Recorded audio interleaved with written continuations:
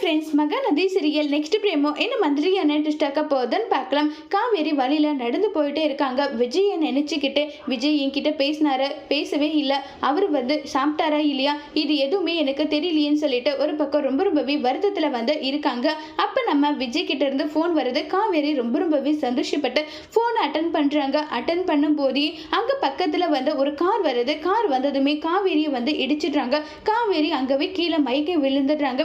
விஜய் பதறி போயிட்டு காவேரி என்னாச்சு உனக்கு சொல்லுமான்னு சொல்லிட்டு ரொம்பவே வருத்தப்பட்டு கேட்டுட்டு இருக்காங்க. அதுக்கு காவேரி எதுவுமே பேசாம சைலண்டாவே இருக்காங்க.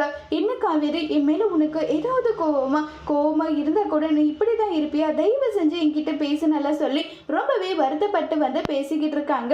இதை கேட்டதுமே நம்ம காவேரியால என்ன பதில் சொல்றதுன்னு தெரியாம ரொம்பவே வருத்தத்துல இருக்காங்க. காவேரி விஜய் இங்க பாரு காவேரி, நான் ஏதாவது தப்பு பண்ணா தயவு செஞ்சு அதுக்காக நான் உன்கிட்ட மன்னிப்பு கேட்டுக்கிறேன். ஆனா நீ என்கிட்ட பேசாம மட்டும் இருக்காத, அதை என்னால தாங்கிக்க முடியலன்னு சொல்லிட்டு விஜய் ரொம்பவே ஃபீல் பண்ணி பேசிட்டு இருக்காங்க.